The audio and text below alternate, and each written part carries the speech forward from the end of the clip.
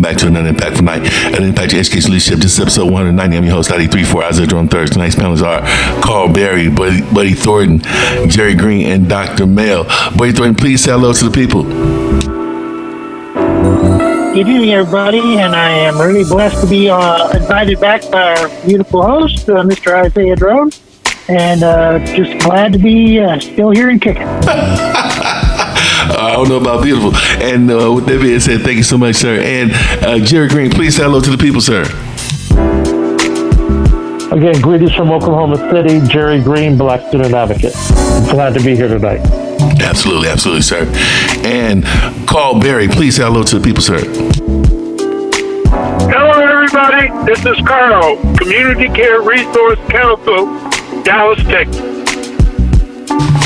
And with no further ado, Dr. Mel, please say hello again to the people.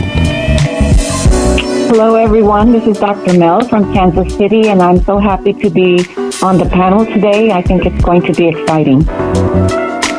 Absolutely. Well, with all the panelists that's here tonight, we have no choice but to be that as well. Tonight's topic is one that is so serious right now, and one that's in media, social media, in the news, and it's in our schools, and it's in our communities. The topic is equity and cultural responsiveness. Moral authority is crucial for childhood development because the kids will respect themselves in a way that lets them know they are to be respected. And if it is even better when those same adults teaching our scholars create that type of environment that's trusting, that's truthful, that's relational for our young scholars. I'm going to go around the panel really quick and ask the question, what was your thoughts when you got the topic for tonight? Who would like to go first?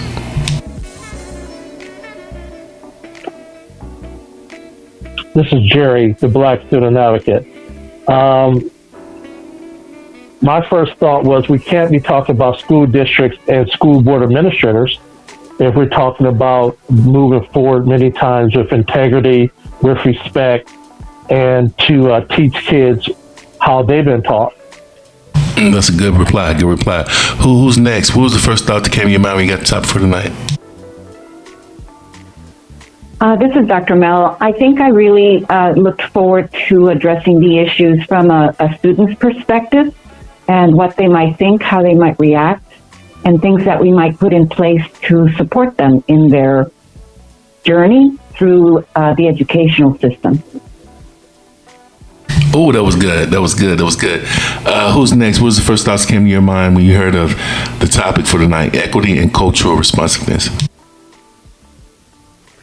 Well, in my position as a pro-social advocate and a community developer, I first looked at where the equity needs to come from, and I believe the equity needs to come from resetting the teaching environment to a co-creation mindset, which is how I'll address my question tonight. But I think the problem is that the teachers have set themselves in a position where they don't really understand what co-creation and creating a positive learning environment means anymore. Oh, it's going to be good tonight. And with that being said, I think we got Carl Berry. What was the thoughts that came to your mind, sir, when you got the topic for tonight? Well, I thought about the word moral. And moral is something that is constantly evolving in today's world. And for me, moral is about uncover, discover, and discard. I need to uncover the good and the bad, discover the exact nature of my wrongs, and discard the wrongs and find more of the good stuff. I told y'all tonight it's going to be dangerous. You know, as I was listening to each one of you give your comments about what you thought about the topic, the one thing that kept just hitting me, just kept going back and forth in my mind was not only do we have police in our schools now, right? And maybe that's something that has to happen. But with all the technology, with all the different demographics in our schools, different locations, different zip codes, different social economic statuses that are in our schools that our scholars are pretty much looking at as far as perspective, internally and externally, in those environments. Are we humanizing school communities? Are we building those strong relationships that benefit the children, being serviced with the awareness of their needs? Are the best teachers expecting students to learn how they teach, or are they expecting to teach how students understand? And because of this, the educator can assess a valid knowledge of their students' interests, which triggers into not only their microaggressions, but also their intrinsic motivations, which includes community, which should include parental involvement, which should include the hopes and dreams and aspirations for their students, for their children to learn. But are these attributes being exercised? Are these relationships being established? Because we talk about test scores, but do we talk about the balance of resources? Especially when working for and with our kids from different backgrounds who don't understand everyone's perspective. So then and this is the question, the panel is about to be open. Whose responsibility is it to understand perspectives? Is it the teachers? Is it the school leaders' responsibility, or is it the children? The panel is open. Whose responsibility is it? What's your thoughts? One of the most important things that happens in a developing child is they learn how to see and experience the world around them, but they don't have the broad experiential knowledge to make any sense out of it. We have to give them the ability to see, but we also have to give them the ability to interpret. So I separate it into perspective making and perspective taking. When you take perspective, that means you are looking at something and you're understanding it and you can put it into your skill set or into your mindset.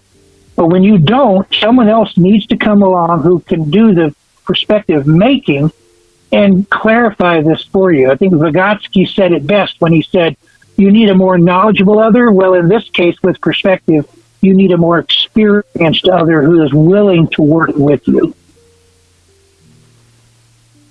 Well said, well said. The panel's open. Who's next? Who wants to come in on that?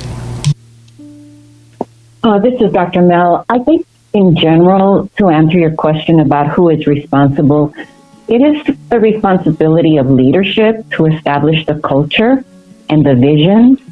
And that could be the school leadership, the parent team leadership, whoever is designated or assumes the responsibility of leadership.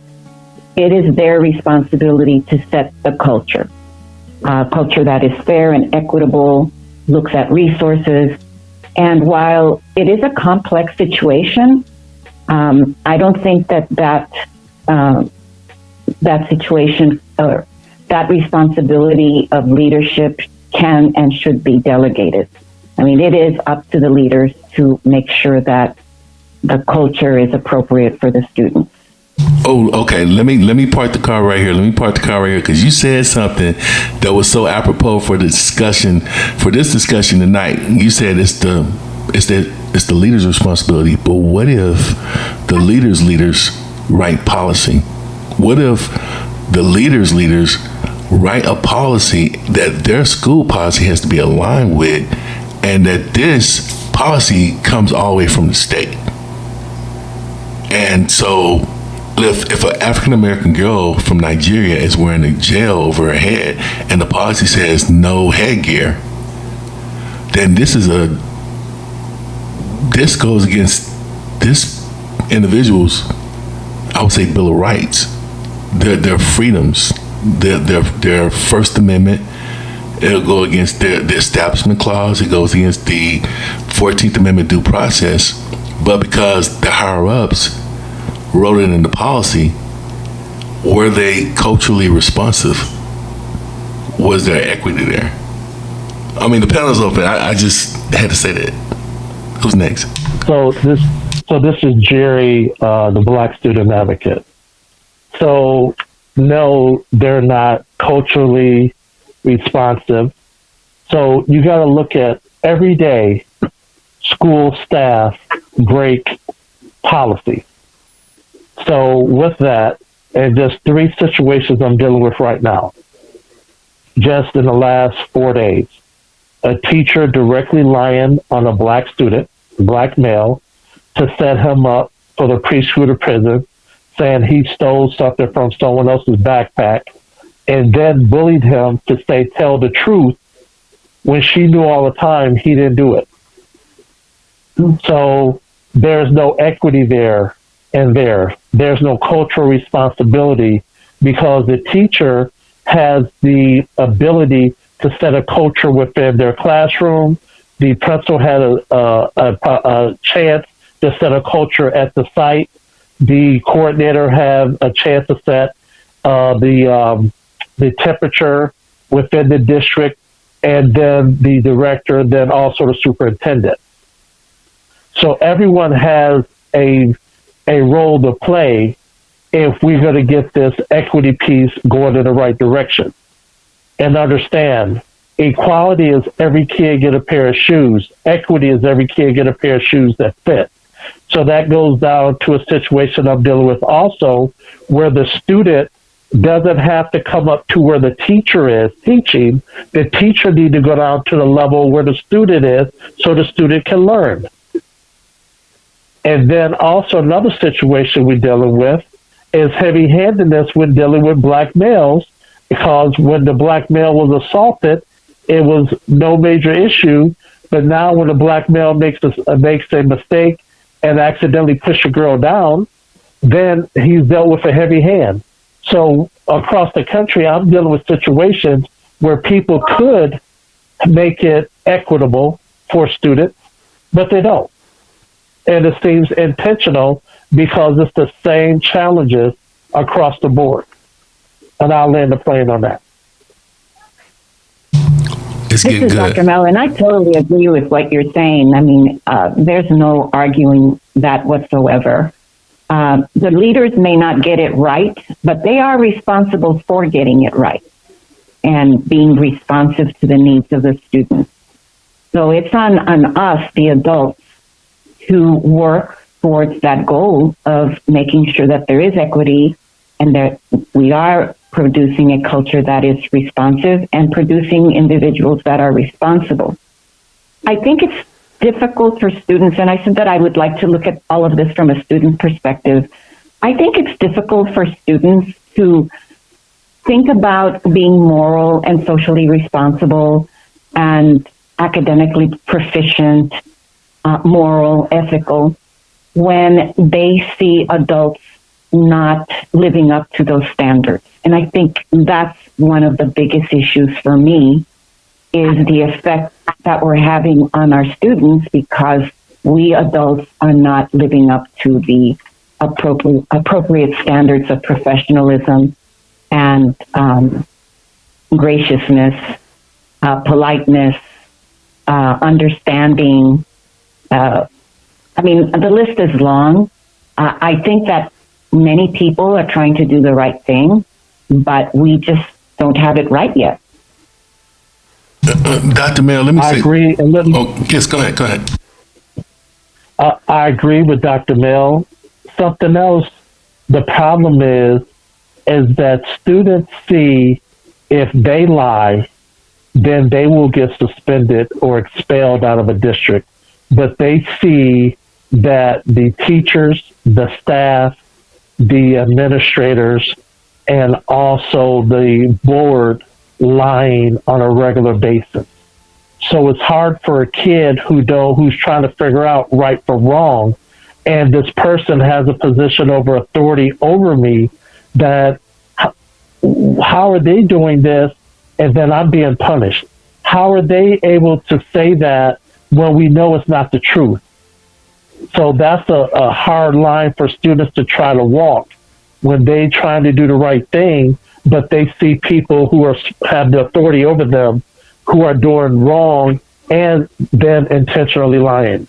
And I'll land the plane there. Go ahead, Mr. Drone. Oh, wow. You know what? I'm not trying to kick up any dust, but I'm just being real and truthful about this. Dr. Mill, I love what you said.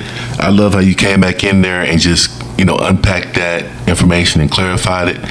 And I believe it's so true when leaders not only establish a culture, a positive culture, but they create a campus culture that sets high expectations and that promotes learning. And this helps provide that intellectual stimulation for our young people, for our young scholars, and for the staff.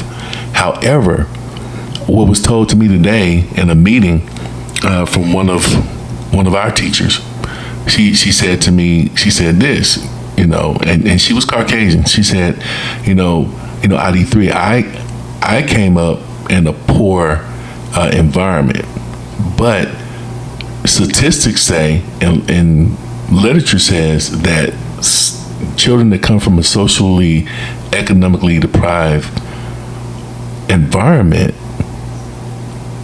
from the ages of 1 to 3, they only hear like 3 major words, whereas kids that come from a vibrant community and vibrant lifestyle, family lifestyle, home lifestyle, they hear 3 million words before they're 3 years old.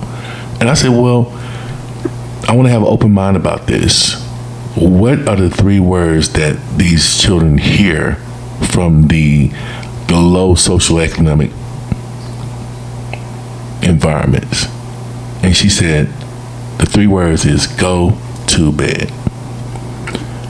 Those are the words that they hear the most. Go to bed. Go to bed. Go to bed.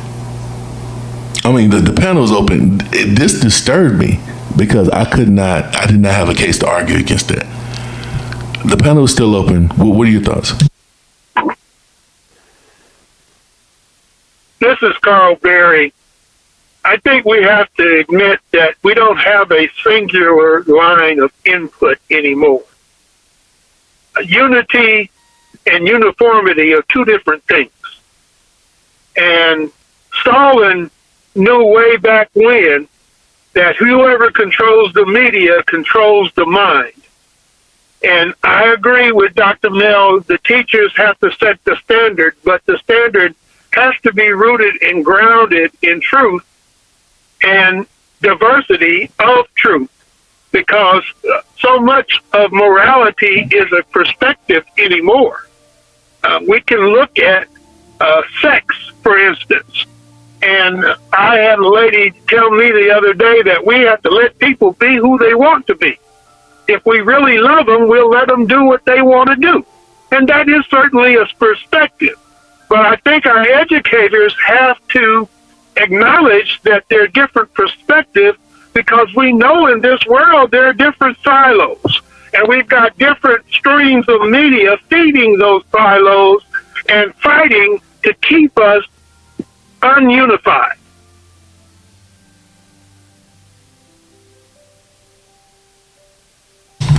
Let me ask a question real quick. Let me go back to Dr. Mill. Dr. Mill, let me go back to you. From a psychosocial perspective, how does motivation impact student engagement? Well, we know that they're connected, that motivation and engagement are connected. And so what we want as leaders and educators and parents is to have motivated and engaged children or students. And I think there are 4 areas that, for me, ring true. One is happiness. And I know that it seems like it's not part of the educational process to talk about happiness skills, but it has been shown that gratitude does increase motivation and engagement in students. So can we teach gratitude? Yes, we can. The second is the whole area that we have been discussing, which is inclusion and belonging. So children that feel included and that feel like they belong to the community within their school, obviously they're going to be more motivated and they're going to be more engaged because they see themselves in others, because they feel like the system is fair, because they feel like the teacher is taking an interest and the parents are also involved and showing respect for the educational process. The third one is friendships, how to develop friends and how to manage those friendships. So we now know that for children who have experienced trauma, having friends is one way that they're able to cope with their trauma. But we don't teach children how to develop and maintain friendships. And it has also been shown that children that have friends tend to not drop out of high school. They stay in school to the end because they have friends. Again, not a subject that we think is part of the natural curriculum, but it is shown, it is true that friendships do help with motivation and engagement. And the last is perhaps, I think, the most difficult, which is critical thinking. So children and students that want to be motivated and engaged in the educational or the learning process. And from their perspective, it is the learning process. From the teacher's perspective, it is the teaching process. If they are stuck with pencil and paper activities, well, after a while that gets a little old and boring. But when we get into critical thinking, that includes, application of the knowledge, analysis, evaluation, innovation, creativity, synthesis, all of the things that we are used to thinking when we think about Bloom's taxonomy, then all of a sudden we have children and students who are motivated and engaged. So I think these 5 aspects of a childhood or children's experience as they develop emotionally and cognitively and academically, I think they are fundamental. I think they are pillars in making sure that children are motivated and engaged. Oh my goodness, Dr. Mel, what you said was not only relevant to this topic tonight, but it was also tactical. And I believe it was also strategic. It was strategic. And thank you for that, first off. And it led me to ask this question about understanding, because I believe that there are 2 types of people, especially when you're learning, especially when you're trying to understand. The 2 types of people there are, I believe, are lookers and seers. Now, a looker is someone that's unaware of what they're looking at, whereas a seer sees the detail. So I want to open up the panel to this question. But before I do, Dr. Mel, tell us a little bit about yourself and what you got going on currently. Well, I'm the founder of and CEO of Childhood Today.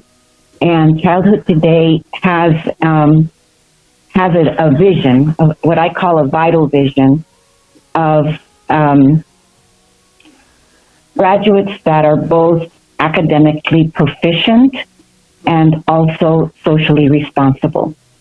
I primarily focus on early childhood, and that is pre-K through 3rd grade, but I go through 6th grade because I believe that early intervention is not only more fiscally responsible, but it is generally more effective. If you teach children that, adults may not be ethical, adults may not be moral, adults may not always be fair, but you as an individual can be moral and ethical and fair as you grow up, as you go through the system. And how do you do that? That really means something to students. I think students appreciate the honesty that we might provide that the system is not appropriate or correctly designed right now. But they have a way of managing through it that can get them to being socially responsible and accessing the academic outcomes that they want. But I think we have to be honest with them so that they understand what they're up against. Because it's too bad. I just don't think that in the near future we will have a system that is the way we would like it to be. But we can say that we're moving towards that. And we can engage the students and the parents and the educators in moving in that direction and understanding that in an imperfect world, we're trying to do better. Oh, wow. Thank you for that. That's what I do for a living. It's a lot. It's a lot to chew on. Thank you for unpacking that. Let me go to Jerry Green. Jerry Green, please let us know, share with the audience a little bit about what you got going on currently. Currently, we have 4 clients we place with attorneys to sue school districts around the country. We have another 3 to 5 in the pipeline. I am an advocate. I'm not an attorney, so I put everything together to move forward and help parents interview attorneys to make sure it's the right fit for what we're trying to do. But we just stand in the gap and help families across the country as they navigate the education system. And I really love what Dr. Mel said, because kids at a young age, they know when something is not fair. If little Jerry gets a cookie and Isaiah doesn't, Isaiah's going to say that's not right. Kids can identify racism, discrimination. They just know when something's not fair. And if we can tell the kids that, again, you got to understand when you go into these environments to look out for these things and coach them up before they get there. And I really think our generation did our kids a disservice by not doing that when they want to go into these environments. And I'll land the plane there. Wow. Thank you for that, sir. And let's go to Buddy Thornton. Buddy Thornton, what you got going on currently, sir? I can't wait to hear this. Well, Isaiah, it's been a minute since we caught up with each other. I'm the Director of Education and Mental Health Services for Ameren Nation, which is a group in eastern Oklahoma that bought a abandoned high school and is retrenching homeless and jobless people in the area and giving them a place to live, transition housing, and education in order to make them viable and producing citizens.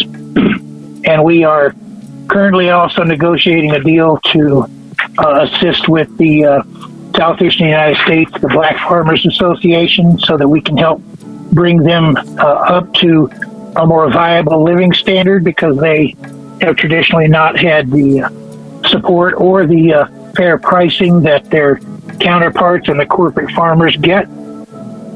And of course, I'm still working on my mental health and suicide prevention platform with Randy Blake. And next month, I'm going to the Military Influencers Conference so that we can book 20 to 25 cities to go and help suicide prevention in veterans with PTSD and TBI.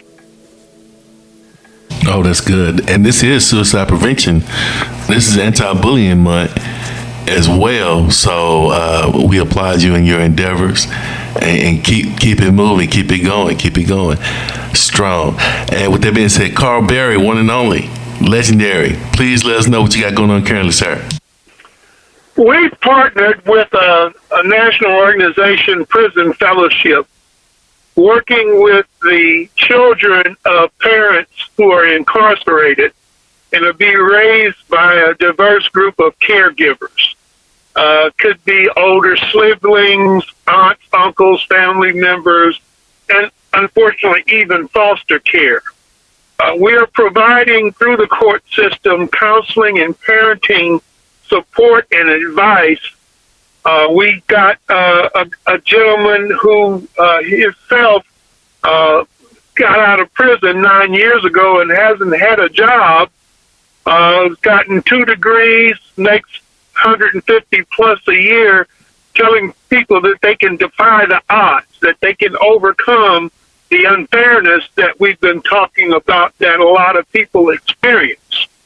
Our leaders today have to speak multiple languages of sorts, because what works for unfairness for the kids from where I live in a highly multicultural area, very conservative in nature, but there's a conspiracy theory with every culture. And there's an unfairness that children are being taught. I know I was taught as a young child that I was not as smart as the white kids. And I was 30 years old before I realized I had the same amount of intelligence as they did. And actually, my scores actually turned out to be higher. And I suffered shame, guilt, and remorse because of the unfairness that I had to grow up with. And these kids with parents who are incarcerated, foster care is almost a pathway to prison. We take them from a traumatic experience, we traumatize them further and move them 200 miles away, and then they age out of the system and we give them a suitcase. We don't even bring them back to their point of origin. We just say good luck. And so what we're trying to do in Community Care Resource Council is to work with drug-infested, underserved communities, people who are coming from backgrounds that the odds appear to be stacked against them, and to give them hope, give them support, and give them truth so that they might be able to have a fair opportunity to go and grow somewhere. You know, as you were talking, wow, that was passion. Wow. I'm just unpacking what you're saying, and the word that sticks out,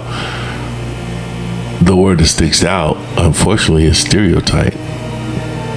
There's a robust community meaning behind academically and socially successful individuals as it relates to stereotypes.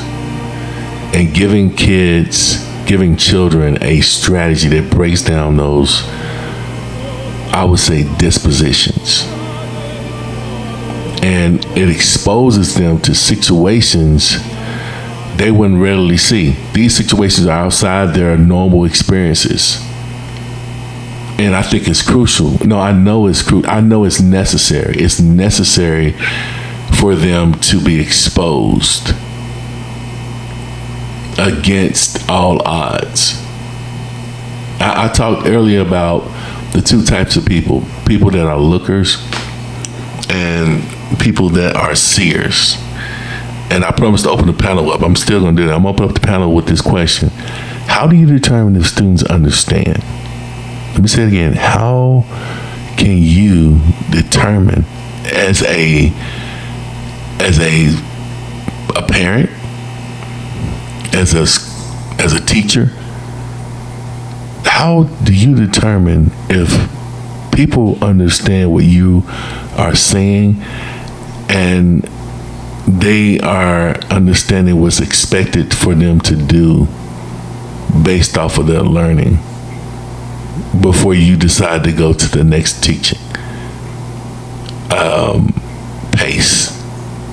The panel is open. Who wants to take that first? When we're working in community development, what we look for is the 4 steps of we explain, we show, we cooperate and coexist in the learning environment, and then we have the student reteach the lesson back to the teacher. Until they can do that in the 4th step, we don't have the confidence to know that they have actually learned the behavior or the knowledge. But it has to be a pilgrimage. It has to be a shepherd, someone taking the flock and bringing them to that point. At no point do you discourage them. If they get to a stuck point, you nudge them over that stuck point so that they maintain their motivation and confidence. And then when they can teach that lesson, then you move on to the next lesson. And it is cyclical. You can do it, and you can have multiple lessons going on at the same time as long as you're not having conflicting lessons. That's how you do it. The panel's still open. That's a great perspective. Who's next? Well, this is Dr. Mel, and I really like your 4 steps. That's pretty fabulous. Authentic assessment of student performance is a very complicated kind of area of study. I personally like to encourage teachers to do project work, because in project work, you can see whether the student actually uses the information correctly, if they are communicating with one another in a way that is accurate to the objective of the lesson, but most importantly, that they are interacting with one another socially and emotionally in an appropriate way. Because knowledge on its own is just not enough. I think we ought to request, encourage, or nudge, as you said, students to interact with one another using that knowledge so that it becomes a social situation, not just a learning of facts and figures. So I like authentic assessment. I think I'm going to take your 4 steps into consideration and see how I fit those in, because I really like them. But I kind of shy away from paper and pencil, kind of just evaluating knowledge and comprehension. I think if the students don't use what they're learning, then after the test, it's pretty much gone. Beautiful. Okay, who's next? So basically, I was hearing performance-based, evidence-based. Yeah, go ahead. Please, okay. Go. Yeah. I was going to give Mr. Berry a chance. I like both what Mr. Thornton and Dr. Mel said, because that's really how it is. You become the student, you master it, then you become the teacher. But the other side is, with that, incorporating what Dr. Mel said, if you can interact and use that skill set that you got, show and interact with everyone else, because what are we doing? We're training students how to coexist in the workplace and in neighborhoods.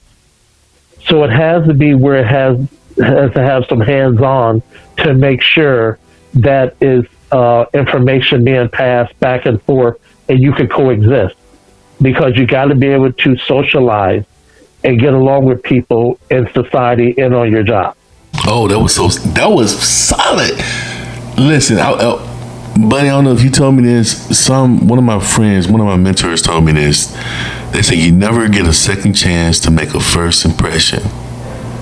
So prepare your rollout, and you'll carry your culture.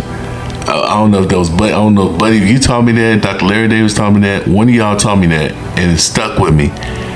But Jerry Green, what you said reminded me of that, because I know you're on the podcast, and people are listening to this podcast in about 90 different countries right now, and in about 2,500 different cities. And so the gems that are being dropped on this podcast are changing societies, not only communities, but it's changing societies. Anyway, Buddy Thorne, let me go back to you. How do you empower educators, based off what we've said thus far? How do you empower educators in schools and beyond to be successful in their teaching roles, in their teacher applications, to help young people not only be moral citizens in society, but also respect the society that they're citizens in? We're talking about the role of respecting the society, because they've been empowered by their educators to be civically responsible. What's your thoughts? I think that in the current environment, I think teachers are given very little latitude in the area that they really need to be empowered in, and that is teaching a co-creation mindset. We have to teach the teachers that it doesn't matter what they believe, it only matters what the children leave the classroom with. And so you have to kind of take yourself out of your own mindset. You have to put yourself in what is the positive, best environment for the children to learn in. And I believe Dr. Mill said it very well. The first step is always modeling critical thinking. You can't be the control monster. You can't be the best friend. You have to model critical thinking. And anytime something looks confusing to people, you need to do a hard stop, and then you need to work your way back to, if you're talking about thermonuclear war, you start with fire, right? So explain what a fire is and build from there. You really have to do that with these kids, because they know that you're fully engaged in the conversation. But we also have to teach the teachers to build relationships and develop relationships and keep their own belief system in check. Because what they need to do is they need to develop the relationship, because I was taught a long time ago that creating a pathway to a student's heart and soul will always get a teacher an invitation to that student's quality world. The easiest learning environment and teaching environment is when a child wants you to teach them and they're willing to learn. It has to come from that direction. So if you don't understand a child, or you don't have a relationship with them, how can you tie their interest to the core that you need to teach them and allow them to apply the core to their interests? You've got to expand their potential by doing that, and you can't do that if you don't understand them. Again, Dr. Mel said it very well. An engaged student is easier to teach. How do you get them to engage? Show them that you care about them enough to go back to square one and work your way through whatever it takes with each student. Teachers are not teachers. They are learning environment facilitators. If you can't create a positive learning environment for a student, and that student is not learning, it is not the student's deficiency, it's the environment's deficiency, and that has to be the mindset of the educator. How can I shift the environment so that I capture the mindset of the child? And I'll give you two examples. Right now, there's a huge division in the country about SEL. I, as an employer, have had over 200 people work for me, and I can't teach SEL to someone. I need them to come through the door with SEL, because all of my people are forward-facing, customer-facing people. And if they don't have social skills and they can't keep people happy, I don't care what they know, they're not worth it to me. And specifically in the academic environment, if there's no DEI, if there's no diversity, equity, and inclusion, there can be no equity anywhere, because it starts at the level of, how do I become a social player who is pro-social in my approach to all people, and how can I keep my belief system to myself? And that needs to be modeled by the teacher. If the teacher models that, and they give every student at least that caring environment so that they get invited into that quality world, the students will learn, and the teacher's satisfaction ratio will also go up.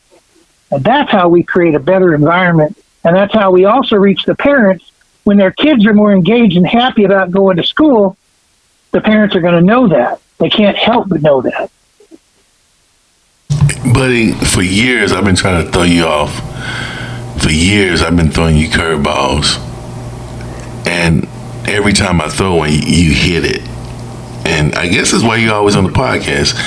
You know how to hit my curveballs because I throw out these topics to you, and you have the gift of making complicated simple, and then making simple powerful.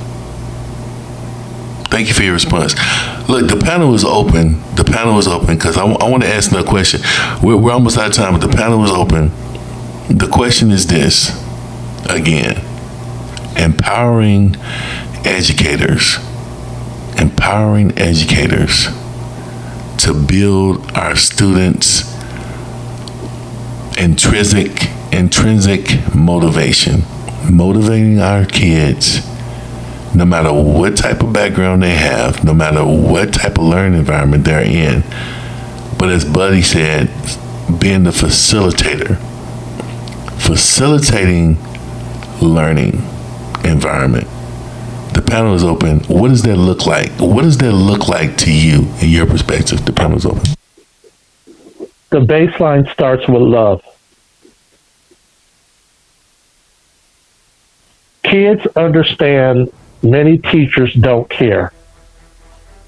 Why do you think right now that so many players and parents want to go to Colorado and play for Dion? Because he care and he love on his players. Right now, more than ever, I'm telling parents to look at homeschooling, because even if you can't teach, you love your baby. And that's a baseline. And because of the love you have for your baby, you will find the resources to help them learn. But they are not getting love at these school sites when you will suspend a kindergartner, when you will expel a first grader. That's not love.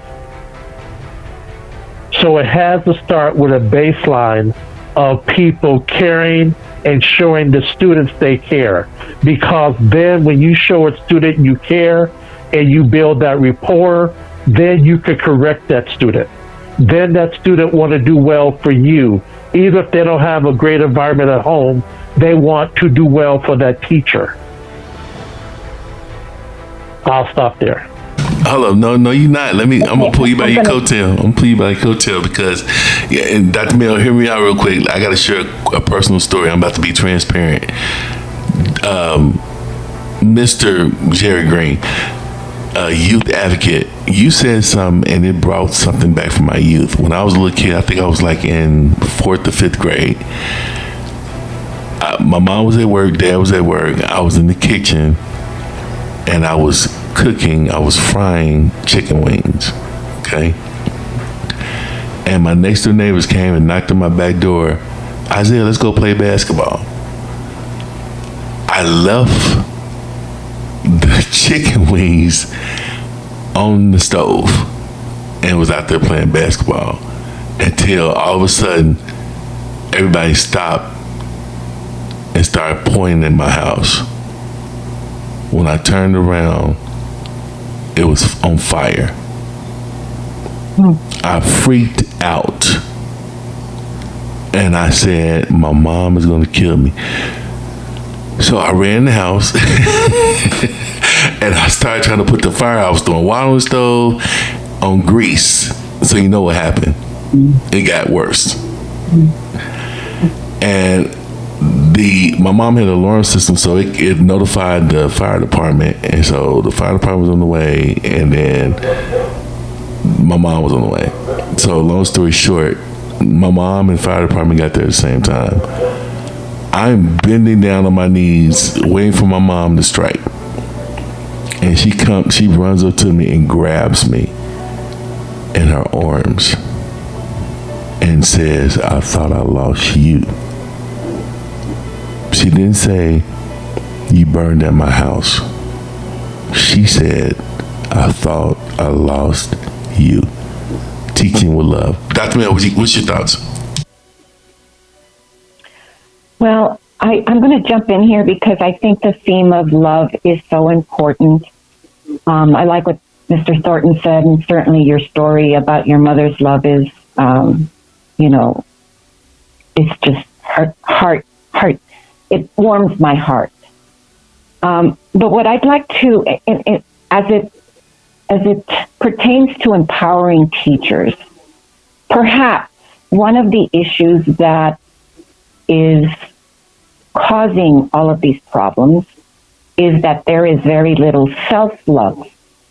That the teachers may not feel love towards themselves for many, many reasons, and therefore are not able to share the love with others.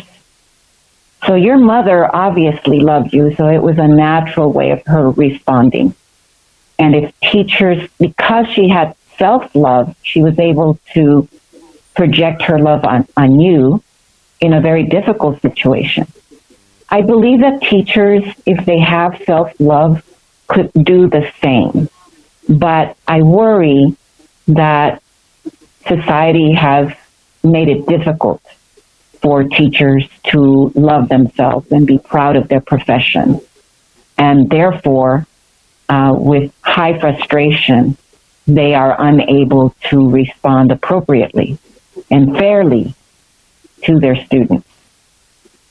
Dr. Mel, I'm glad you said it, because you said something that Jerry Green was also saying, and it made me think about this. Jerry Green, I'm coming down your lane. I'm about to ask you a question, because it seems like teachers, they love the students that are academically successful, right?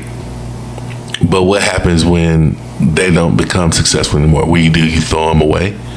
Historically, people have always cared about who you say you were, right? Or who you thought you were, or how much clout you got, things of this nature. But now comes a time, people don't care who you say you are. They got to see it for themselves. So it's no more faking it until you make it, I think. And so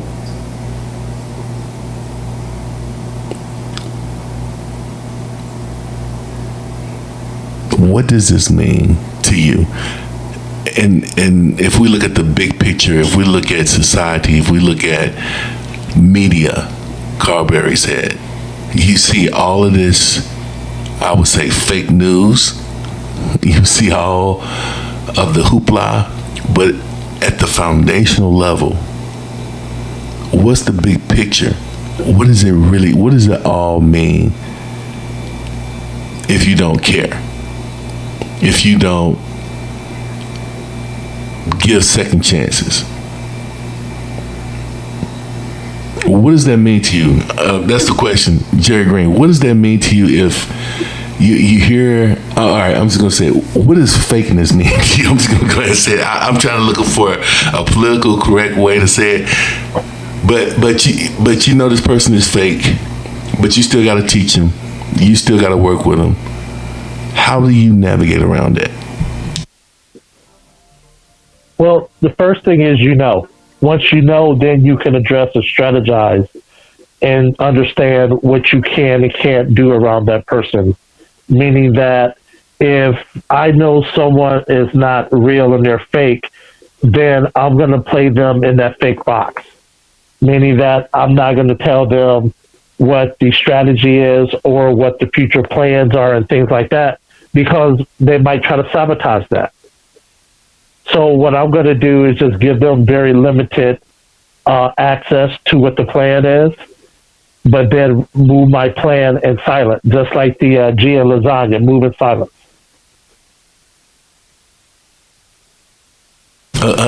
You'll be surprised how many people don't know how to use those different type of powers, because I think that's a type of power.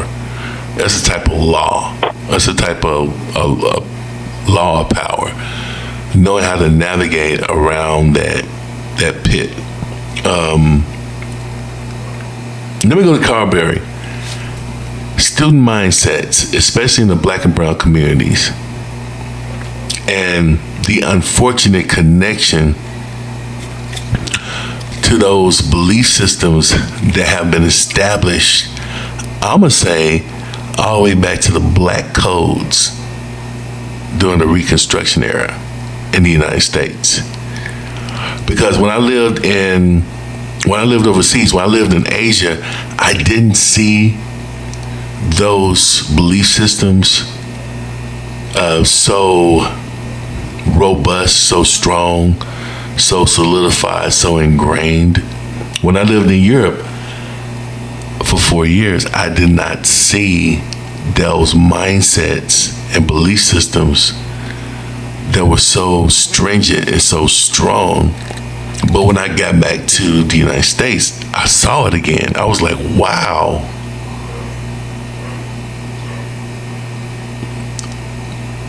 What is this? You talked about silos, but the mindset, how to get our young people, how to get our Black and brown young people, and we got great people on the panel tonight.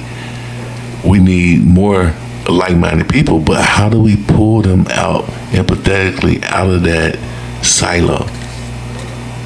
What's your thoughts, Carberry? Well, I have to continue with the theme of love because I work a lot with a lot of churches.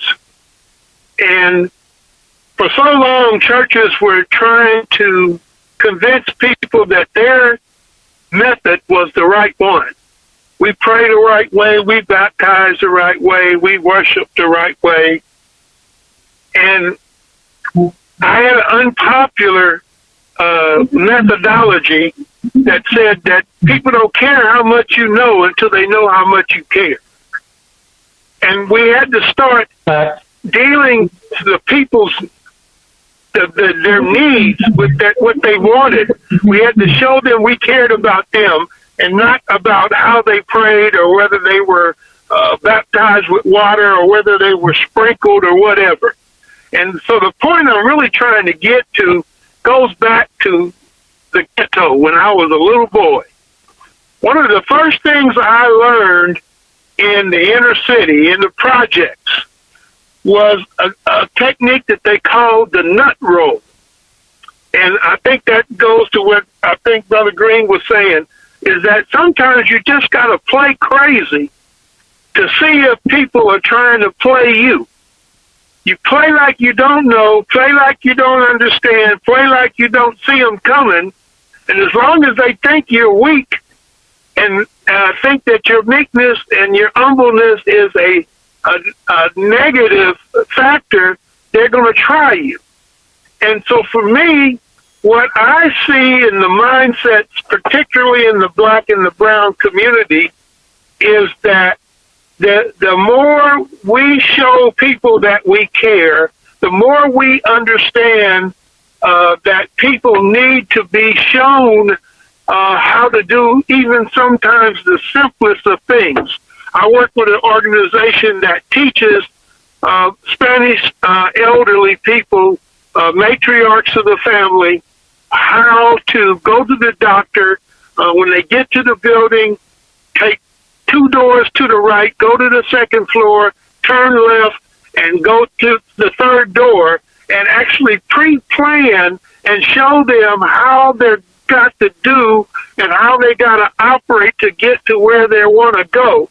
And that care and that love has allowed them to learn, has allowed them to give out their address when they used to wouldn't, has allowed them to trust those people that are teaching them because they can see and feel the love.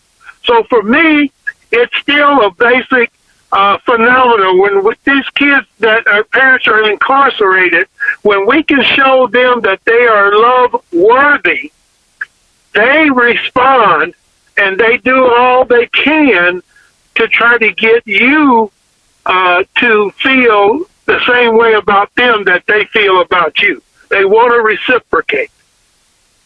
Ooh, when you speak, it just takes me back in time. It takes me back in time. I promise you it does. We out of time, but it takes me back in time. When you were speaking, I thought about Plessy versus Ferguson. I thought about Brown versus the Board of Education. I thought about the Little Rock Nine and this topic for tonight, equity and cultural responsiveness. Because do we know like what those Little Rock Nine students felt in their minds every day they went to school? Because let's face it, it was a beta test. It was a policy that was instituted, and they were the guinea pigs to see how it was going to play out. This is the last question I got for the panel before we get out of here tonight. And this conversation has been awesome. I hope you guys come back. I hope I didn't scare you guys away. But the question I want to ask you is,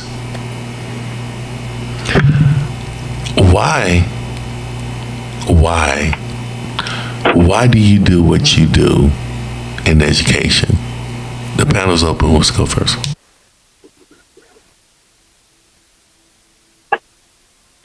I'm a firm believer that if it's not me, who is it going to be? You know, I've always felt like I came from a pretty one-dimensional background, but I grew up in an area in Texas where the whites were a decided minority. And so I was blessed with growing up in an environment where I treated everybody equally because that's how everybody treated everybody.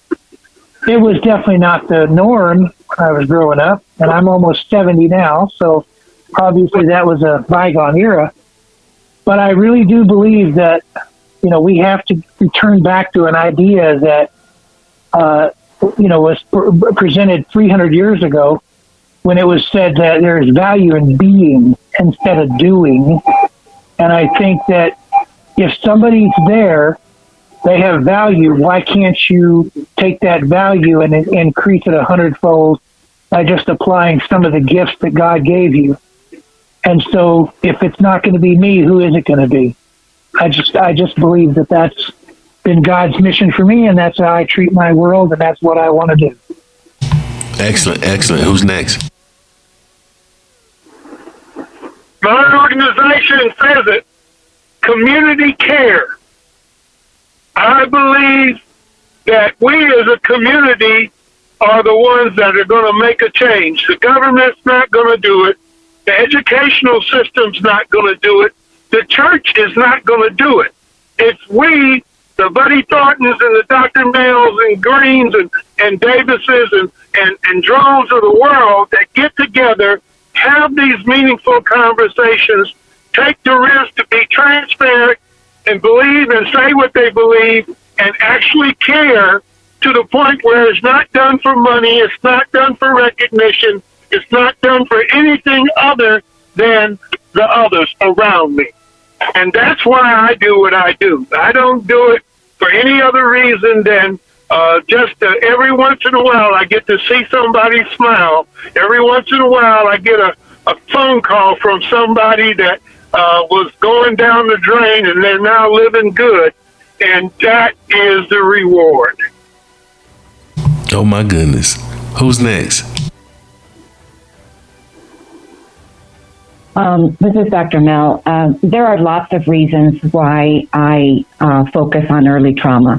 Part of it is personal experience. I had a rough childhood, but I was so fortunate to have several people in my life that were instrumental in getting me on the right road and keeping me on the right road. And it was never the same person, but I always had one person, and I think that was a blessing that came my way.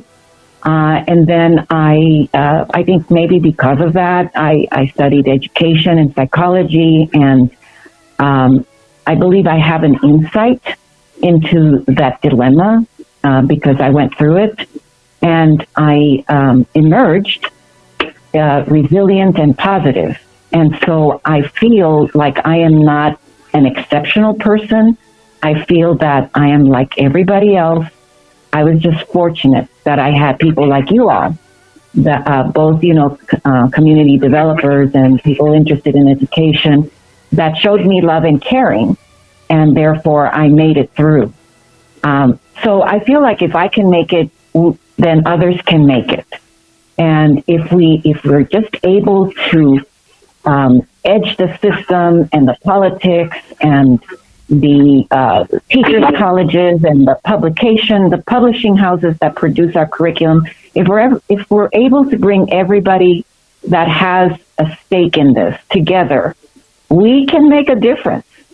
And I do believe that even if we don't get people all together, the right people together, we can make a difference. I feel like this panel is a great example of individuals who are making a difference.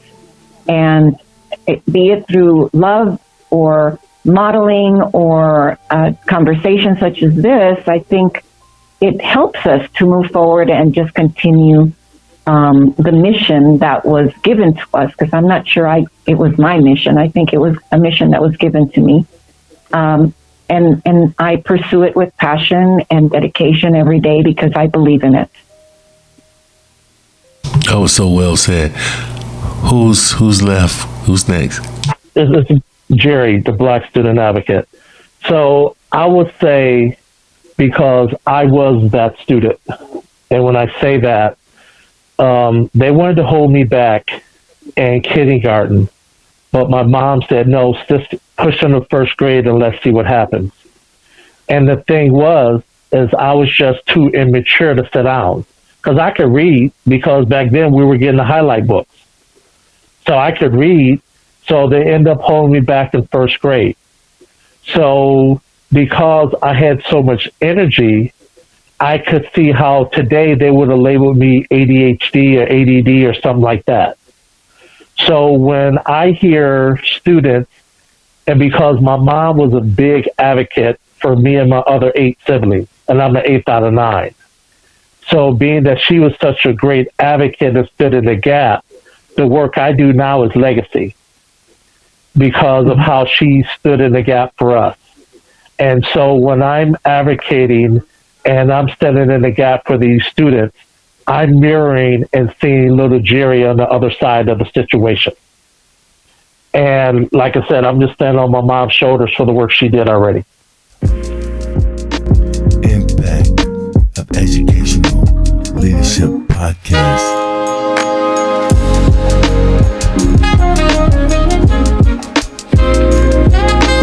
Facebook,